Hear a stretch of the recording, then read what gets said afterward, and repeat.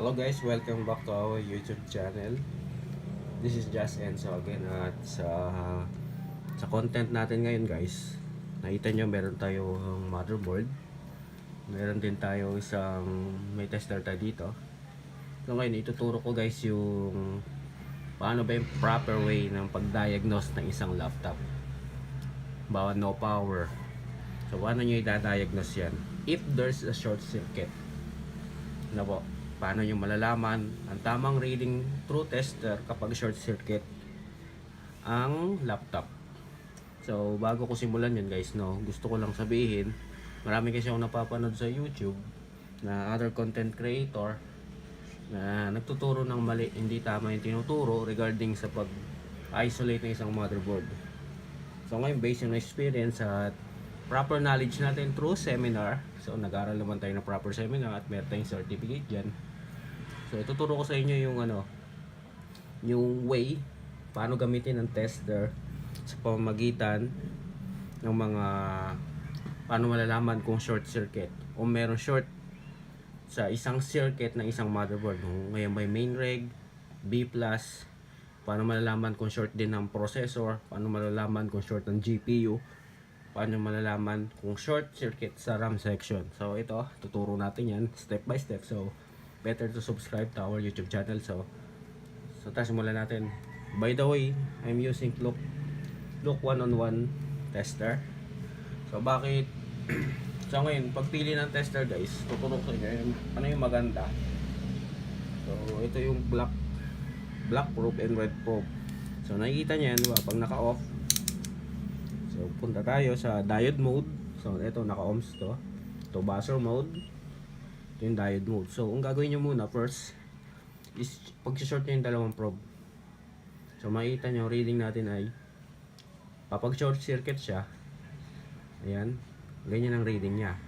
So recommend ko guys yung mga gantong reading na mababa kasi mayroon ako nabili mumurahin tester, ibang reading kapag diode mode, parang around 20 to 80 ang short circuit. So recommend ko yung 0 talaga sa ganyan. Ngayon kapag ohms naman, so ito naka-ohms tayo, resistance ang short nyo, tignan natin, baba lang ang ano niya 3.8. ulitin natin, naglalako kasi itong wire ng probe ko, baka nagagalaw. Dapat talaga yan 0 reading ayusin ko lang. Papalitan ko rin kasi ito yung probe ko dahil nasira na ito So by the way, makapag ano pa rin tayo. Okay, short ko muna itong dalawa. So bago reading ko pag sa ohms So ayan, ang reading niya 5. Pero kung totoo siya, umaabot ng 1 yan depende sa tama na itong probe ko. Giting ko ulit. So ganun talaga. So ayan, ito ng buzzer mode. So ayan, diode. So ayan, diode. So dito sa section na to, diode, buzzer, and resistance check. So ngayon, paano mo gagamitin yan dito sa motherboard? So ngayon, ang recommend ko guys sa ganyan is ganito. Ito muna ha. May ibang content creator ganito tinuturo So buzzer mode ginagamit. Yan, nagbabuzzer Okay. So ganito ginagawa. Lalagay yung bawa ganito. Nilalagay yung probe sa ground, so common, basic na basic. Tapos igaganto sa mga coil. Ito mga inductor coil na tinatawag sa motherboard. So ayan, kasi nagre-relay sila sa buzzer. So, pag inano ko sa ground, nagbabas. So ayan, so meaning wala. Tapos pag ginanto dito, di ba? Tumutunog. Yan, tumutunog sa supply ng CPU.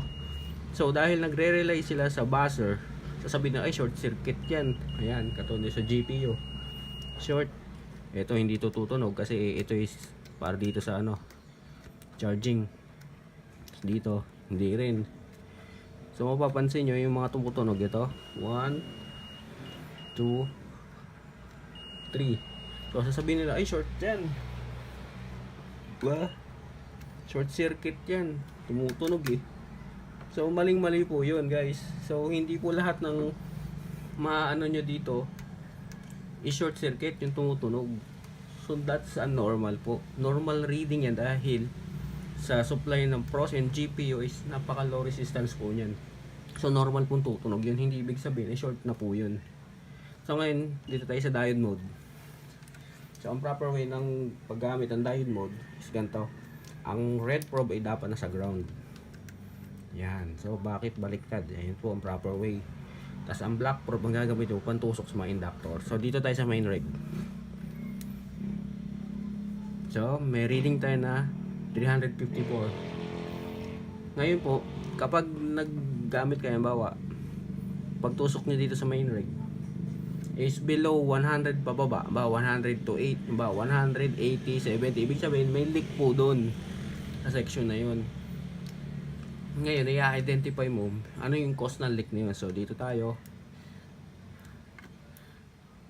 Ayan. So, good reading. Ang main reg, walang short circuit sa main reg. Ano po ba yung main reg? Ito yung 3 volts and 5 volts. Secondary power supply. Ang primary power supply, ito yung 19 volts na tinatawag na B+. So, after po nun, si 19 volts ay pupunta kay sa main reg. So, kailangan present po ang 19 volts, present din ang 3 volts and 5 volts. So, ayun po yung pinaka-basic ng laptop. Ngayon, kapag ginanto po yan, that is a good reading. So, ang good reading po ay 200 pataas ang reading sa diode. Ano po, yan. Good yan. Ngayon, ito, dito tayo sa proxy ha. Makikita yung difference. So, 18. Sabi, ay, short yan. No, hindi short yan. Sabi ko nga, low resistance sa supply ng mga chipset. GPU. So, nakita nyo? Diba? O dito sa, part ng PCH. Ayun, sa proxy ng, sa capacitor ng PCH. So, normal po yan. So, ngayon, paano nyo malalaman pag short isang processor? So, gagamitan mo yan ng ohms. Yan. Sa ohms tayo. Iba kasi dito pa baser. Iba mga content creator baser. So, suggest ko naman, pag magtuturo tayo, so better na alamin natin. So, ganyan din kasi ako before. Yung hindi pa ako nag-undergo ng seminar, may mga mali din ako ituturo. Inaamin ko yun. Kaya may mga comment dyan. Nakita nyo yung how to check capacitor. Kung pinagsasabi ko doon, hindi pa eh. Ito ngayon, ito panoorin nyo. This is the latest. So ngayon, ito gagamitin natin sa supply ng GPU and proxy. So, tingnan nyo ha. True ohms. Okay, 32. So, good po yan. Pag ganyan ng reading. Paano malalaman kapag short? Ganito nyo muna, black probe. So, kailangan, halimbawa, tumusok pa sa supply ng proseso ng inductor, tapos ganyan ang reading, ay ibig sabihin, malamang sa malamang, short ang proxy mo. Diba? Ayan, ulitin natin. So, good yan. Good reading yan. Same. Pares lang naman yung supply yan dito eh. So, same yan. GPU. 18, good pa rin yan. Kasi may ibang tester guys. Kasi itong tester na nagdolo ko na kapag ginanto ko yung ohms nito is ang value dapat niya ng short circuit ay nasa 1 ohms. Ayun talaga, ang short circuit. Pag gumanon po yung value, katulad nito, kuha ko isang motherboard na short ang CPU. Ay, ng GPU. Ito, switch tayo isang motherboard. Short ang GPU nito para makita nyo yung difference. Ayan, ito yung GPU, may heatsink lang. Hindi ko natanggalin. Processor, GPU. Yan. Paano malalaman kung ito GPU? Mayroong VRAM yan. GPU, ayan, GPU RAM. Ayan. Ganun din dito sa kabila. So, paano malalaman ang GPU? Yan. Ito may VRAM. Ito PCH. GPU. So, tingnan nyo pagkaiba pag sa video card. So, ito yung video card board. VRAM section. Okay, ito. Dito tayo sa short to eh. So, makikita nyo dito yung supply ng ng GPU. So, ito tinanggal ko na kasi short circuit siya. Nag-isolate ako. So, mataas ang ano niyan. Kita nyo? Kasi yung inductor coil yan is one line direction yan. Ito, one line yan. Kung anong reading dito, ganun din. Eh dahil dito tinanggal ko, so hindi na siya tatawid yung short niya. Kasi tinanggal ko. Pero short yan, papakita ko sa inyo. So, sa ground natin, ilagay ito. Tingnan nyo dito ha. Ito yung supply, yung pinaka tinusok ko.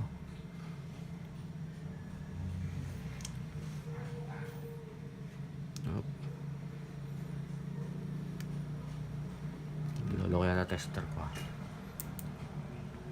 Okay naman. Tinanggal ko na yung ating nito.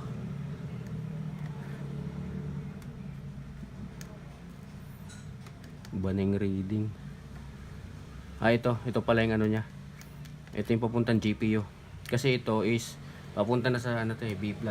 Yung linya na to B+, ito yung sa GPU. Tingnan nyo yung reading 12.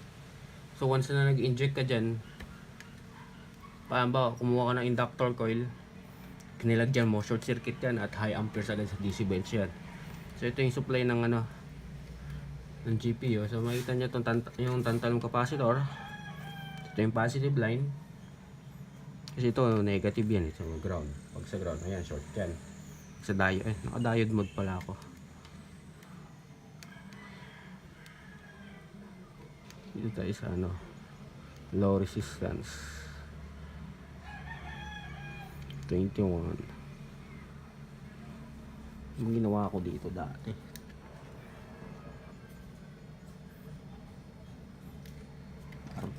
pinaglaruan ko na kasi ito short to ito good siya so nakita nyo ito ang linya ng B+, ang taas naka mega ohms siya. Pag dito ito yung short circuit na to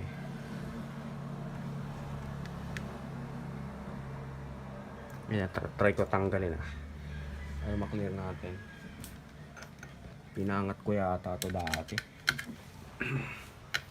Wala na kasi ako ditong board na short ng GPU. Ay, meron pa pala. Wait lang guys. Lala ko. Try ko hanapin. Wait lang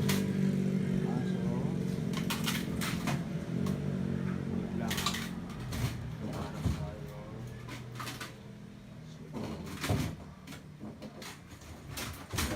Makita nyo sa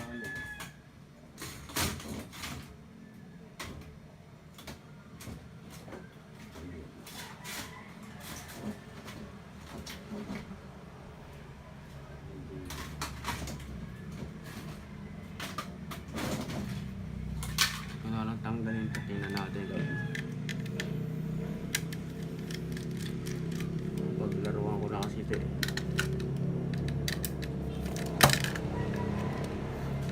gagawin ko lang dito na tayo sa capacitor guys sa GPU magtusok malaman nyo if short ba o hindi kasi yun yung mga supply ng natin. Nag-invest pala ako guys sa para ma-vlog natin mga repair. Nag-invest tayo ng trinocular camera. Lasa tayo ng trinocular. So try muna natin itong ito nga, try ko. Baka ito yung supply. Good naman. Hindi siya. Sa MOSFET. Kilos.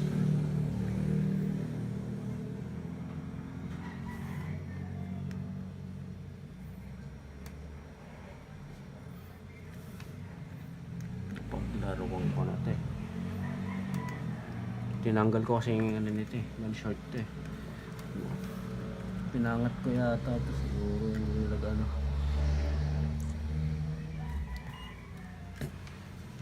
natin so makita nyo yung proper gusto ko matutunan nyo guys yung proper ng troubleshooting. Ito kasi is Ito sa B+, so ito yung short niya. Supply. Try ko nga dito sa USB. Mali ako ng top. Talaga.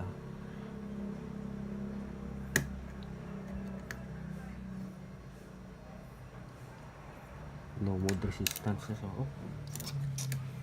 So by the way, basta ito kasi guys short eh. Gusto makita nyo eh. Para makita nyo yung ano, yung proper natin na pag try ko makita ko. So by the way, balik tayo dito. Basta ang reading dapat kapag short circuit is low, napakababang resistance. Ngayon dito tayo sa RAM section. RAM section tayo. So ang RAM section natin dapat diode mode. Okay. So iyan naman ulit natin. Pagdikit. So paano malalaman pag diode mode sa RAM is tawag nito ay short ang circuit ng RAM. So ito 173, good pa yan. So sabi ko nga dapat 100 pababa is leak or short. Okay? So good yan. Ang bawa is naka ano kayo, pagtusok niya kunyari dito sa RAM. Isang reading nyo kunyari 80, 70. So para makasiguro kayo na short talaga yung ano na yun, is i-switch nyo through ohms. Diba? Para makasure kayo. Kasi pag yun ay bumaba pa, short talaga yun. Ito nito. Yan, mataas oh.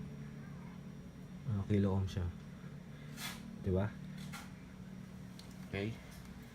So ito, code naman ito eh. Try ko nga sa GPU nito. Yung good din ang GPU. Ang issue nito guys is ano, patay-patay. Ganun. Try nyo ulit. Pag diode mode, the proxy. Baka pa ba? Ngayon, tanggalin natin to. Tingnan natin kung tatakas. Kung merong pagbabago. Pag tinanggal natin ng proxy, para tayo ng diode. Yung diode mode. Okay, tinanggal natin. Subukan naman natin ang yan, diode mode dito. Oh, so nakita nyo difference? Nakita nyo? Yung walang processor, taas ng palo. Ibig sabihin, ang lahat ng processor, low resistance yan, lahat ng chipset. Kaya normal ang ganung reading sa diode. For sure hindi dito magbabuzzer. Yan yun, hindi yan magbabuzzer. Nagbuzzer pa rin ha. Kaya ako doon ha.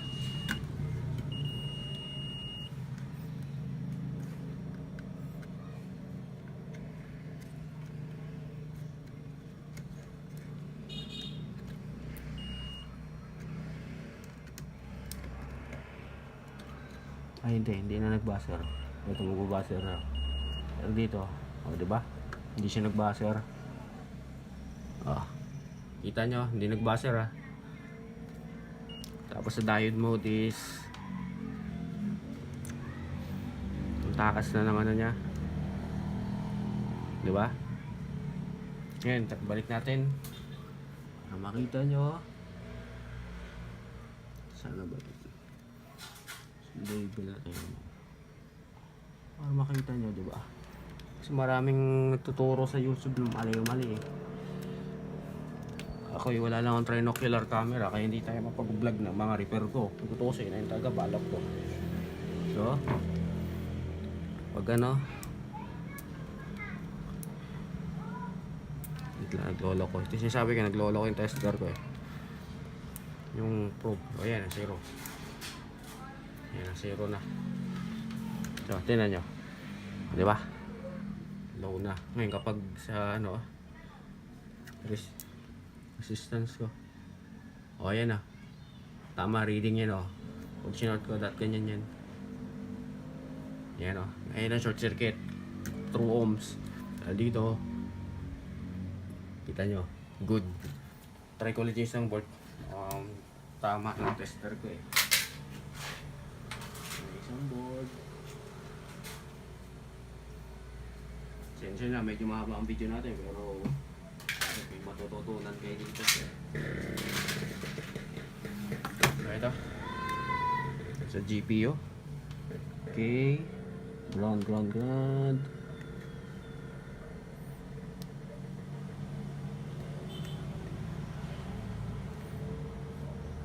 Ito naka mega ohms yung ano niya. Ito short. Mababa pa rin to. Try ko nga crossing ito. 6.5. Good pa to. Baka hindi naman kasi na pinaangat ko kasi ito eh. Parang pinasayaw ko. So baka na. Sa tagal na rin pa no. Basta short to eh. Issue na. So yun guys no. At sana may natutunan kayo. So try natin ibang board. So pasensya na mahaba ako yung video pero para sa inyo guys. Ano ko kasing ito sa Asus na motherboard. Ito Asus board. So kasi may natututunan kayo. Ayoko nang so ganun din kahit ang motherboard. Same lang naman yan. Ayan. Oh, di ba? Good. Ganun din.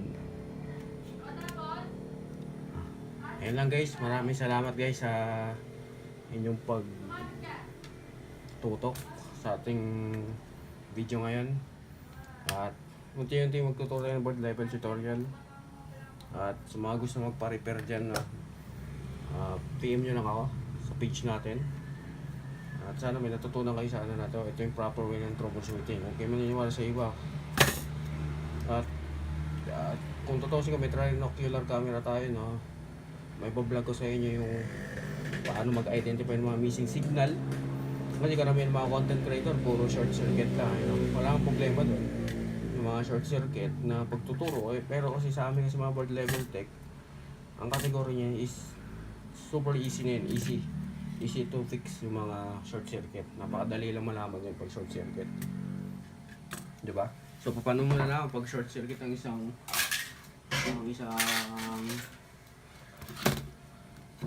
rail. So, ganun din, principle to diode mode. So, pag short circuit ang primary rail, so, pato dito, ang 19 volts niya, itong sensing resistor. So, kasi tayo, familiar na tayo dun sa ano niya. Ito yung charging IC nito. Natanggal ko na kasi. So ang charging circuit is bumubuo ng primary and secondary MOSFET. Itong blocking and switching MOSFET. So andyan lang yan. Ito yung sensing resistor niya. So makikita niyo paano ko malaman na sensing resistor yan. Ito yung resistor niya. So makikita niyo itong ano, ito yung layout na yun. So connected siya dito. Ito yung blocking switching MOSFET. So ito yung 19 volts niya. So kailangan para malaman mo if short yan, diode mode. Ito nyo, naka-diode mode tayo. Same principles. And ano mo tong sa ano nya.